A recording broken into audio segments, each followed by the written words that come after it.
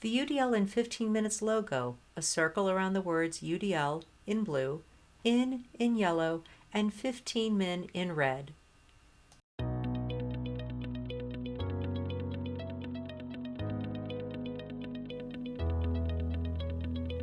Hello, and welcome to UDL in 15 Minutes, where educators discuss their experiences with UDL. I'm Louie Lord Nelson, UDL author and leader.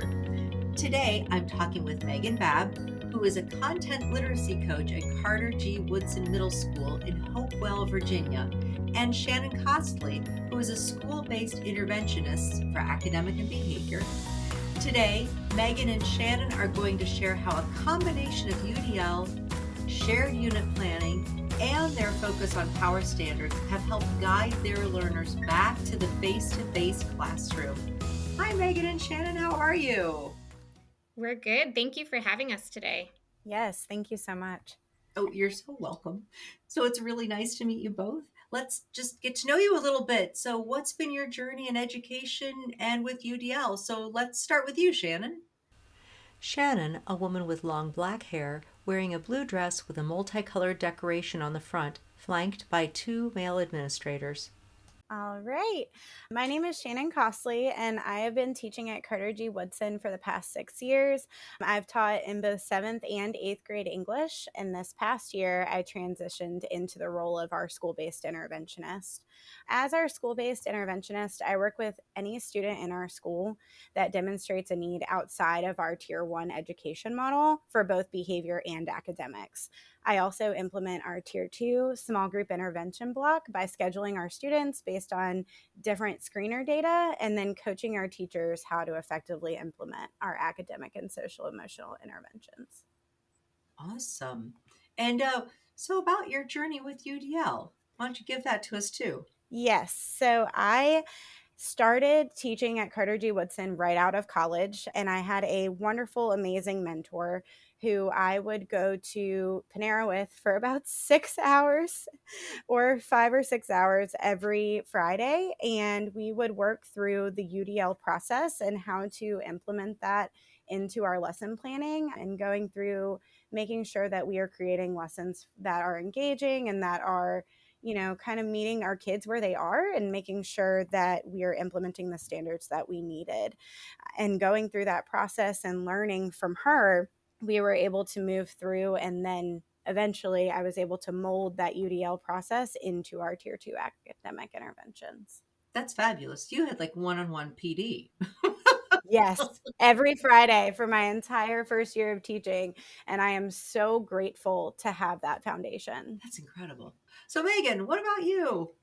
Megan, a woman with long blonde hair holding a bouquet of flowers and standing next to a male administrator. I'm Megan Babb. I started teaching middle school English 9 years ago at Carter G. Woodson. During that time, I taught 6th grade and 8th grade English language arts, was the department chair for English for 3 years, and then transitioned to literacy coach this past year. I coach teachers to help ensure that they're using best practices and can meet the needs of students in Tier 1. And I also work with Shannon to determine academic needs of our students in terms of literacy, and we develop a Tier 2 intervention to address those needs. For UDL, I started basically right away when I first came to Carter G. Woodson. We were in the process of rebuilding our units, our curriculum, because at the time they really didn't have a curriculum. So we were utilizing UBD, and at the same time, we were thinking about the principles of UDL at the same time of, what are we going to do in terms of engagement? How are we going to offer students, voice and choice and things that are relevant to their lives? Are we going to have multiple means of representation when we have a lot of the content and a lot of the resources? And then also with action and expression, making sure that we have different ways that students can interact with the material and actually show the, things that they know. Excellent. So can one of you offer some demographic information about Carter G. Woodson Middle School? The homepage of Carter G. Woodson, a two-story red brick building with 2 floors of windows for the main entrance. Yes, Carnegie Woodson is the only middle school in the city of Hopewell. So we feed from 3 elementary schools up to our middle school. We have a student population of roughly 900 students in grades 6 through 8 and about 75 school staff. We have 100% free lunch and breakfast, with about 80% of our students at or below the poverty line. Our school is roughly 60% African American, 30% white, and 10% Hispanic, Arab, or other ethnicities. The city of Hopewell is tiny. It is about 11 square miles, so super small city, super intertwined, with a population of around 22,000 people. Wow. Well, that's wonderful. Thank you. That gives us a really clear picture to send us into to the main question. So we're diving into this. This is a huge topic because it's like these three big things. So, like everybody, your learners were really affected by the pandemic shutdown, and then they returned with some behaviors and skills that didn't align with in-person learning. But even before they came back, you guys, your department chairs, made some decisions about the teacher standards. So, Megan, what was that focus? When returning from COVID, our district really stressed the need to consolidate content standards into priority and supplemental standards so that we could actually make room for social, emotional, and equity standards, as well as offer more student voice and choice in the curriculum. We wanted a bigger focus on the social, emotional needs of our students, and giving them more voice and choice would also increase student interest and engagement, we hoped. Together with our leadership in the building, we began to craft what we thought would be the most important skills in our already existing curriculum to focus on, but then chose specific social, emotional, and equity standards that paired well within the unit. That's awesome. So, when you guys were writing those, did you make the pairings yourself, or did you leave that open for teachers to pair content and SEL? A classroom with a brightly colored painting across the back wall with shades of green in the shape of a mountain range. In front of that is a dining room table and chairs, and another long table. Student desks are throughout the room with matching backpacks on the chairs. We actually worked together as department chairs to try to figure out, where could we put those in with our already existing units. We had to make some big decisions as department leads as to what could we still teach the students and have them learn and master that would still kind of fill in the other standards that we wanted them to learn without feeling like we had to teach everything, because everybody was so overwhelmed coming back from COVID. And we really wanted to just say, what are the main skills that, would give us the bang for our buck, if you will. And then, what standards, especially the social emotional equity standards, paired well with those.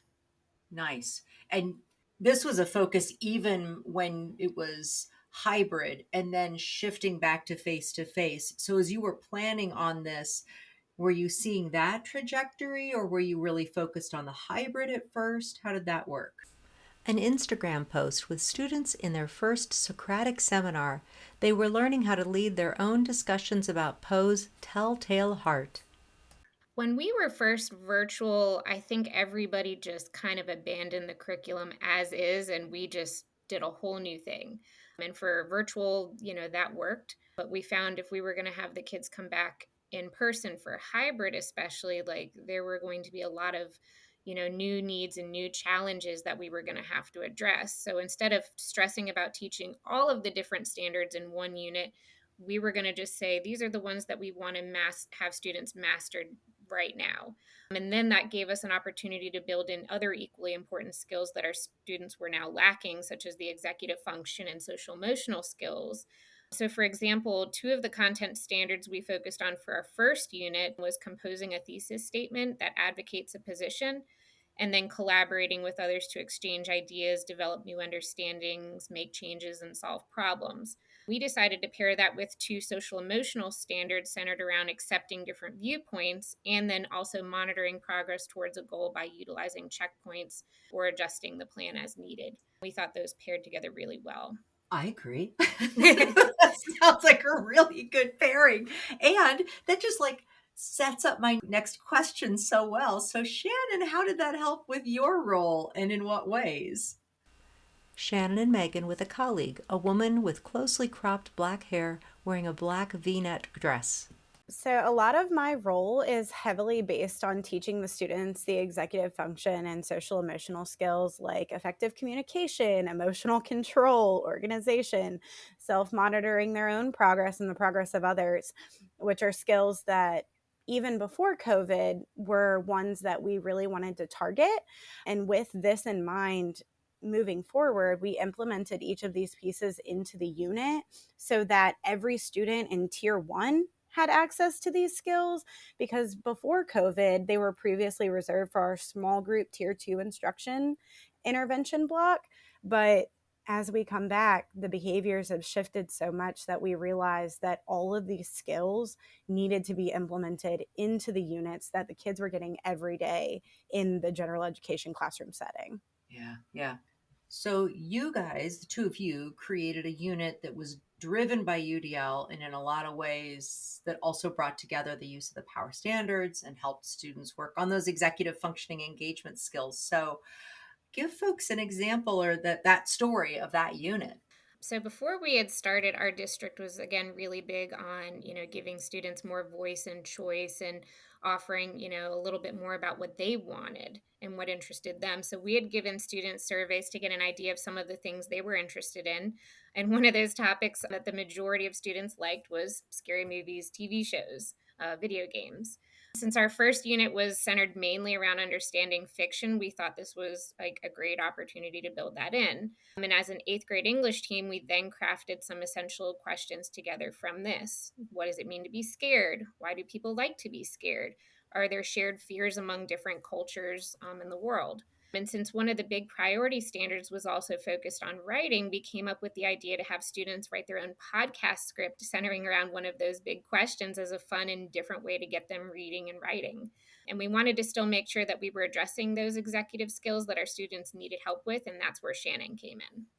And in this unit, we explicitly taught students how to effectively communicate using our accountable talk stems that allowed them to have those positive and really productive and sometimes hard conversations about their progress, even if they had differing opinions from others in the classroom.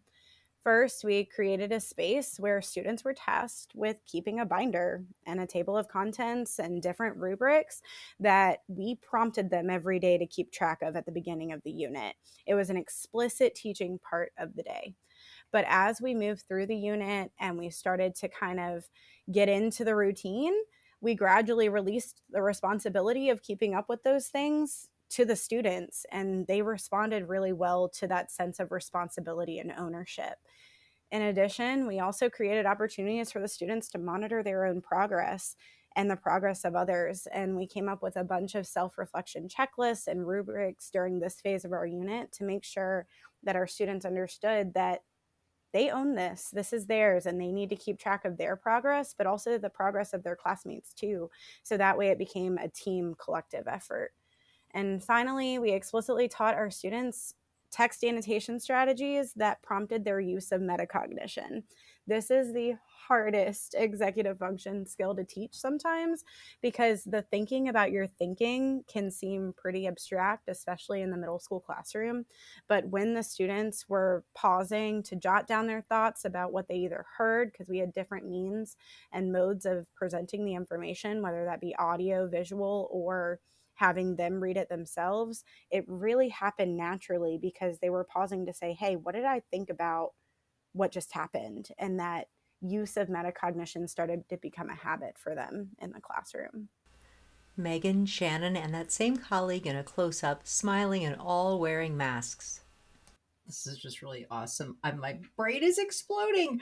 So, obviously, any of the resources that you used along with this unit, I know people would be really excited to see. So, if whatever you're willing to share, then I can put those up on my website with the podcast. That would be great.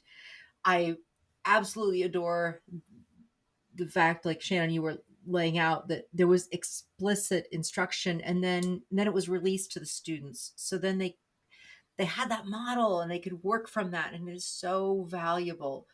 And looking at my time, I know I only get to ask one more question, and so I'm curious, with the screening that you guys have done over the year, and you've been doing this work with students, the pairing of these standards. Have you seen growth in your learners and when it comes to their needs?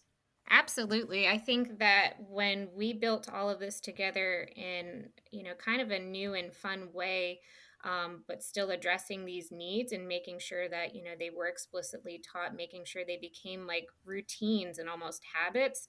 I know that definitely by the end of the year, we had students who may have started the year like little squirrels. Their stuff was all over the place, their backpacks, were falling apart, but by the end of the year, like their binder, had their table of contents. They were able to keep track of their assignments. Things were a lot better organized. And students actually could interact with each other a lot more appropriately too. Where we had students at the beginning who were almost really anxious about talking to other students, face to face. By the end of the year, they could have conversations where instead of just giving their own opinions, they were able to go off of someone else and say, oh, yeah, like I agree with what so and so saying, like, and I'm going to add on this, or, I hear what you're saying, but I disagree, and here's why. And it was really nice and so powerful to be able to see them using those stems and being able to have these, great conversations and still be able to learn the content that we wanted them to. That's excellent. Okay, I know I've hit time, but I have to put this part in here too, because we haven't necessarily explicitly talked about UDL, but I hear it all the way through what you guys are discussing. And so, what I want to ask is, because you two are so experienced with universal design for learning, I'm not sure if the rest of the staff is that experienced. And so the unit that you guys created, to me, it reflects the UDL guidelines. And then you shared this unit with others. Is that right? We actually worked on it, her and I together, but also as an eighth grade English team. So we worked, with our other English members in like crafting all of these different lessons and making sure things were built in, checking with one another to say, like, hey, I found that this worked for my classroom, but did you have something that may have worked better for your kids? Is there something that we're not thinking about in terms with maybe the different options that we're giving them for representation, for the final product, for example? It definitely was a team effort. Nice. And it was definitely a kind of condensed version of the intensive PD that I had my first year.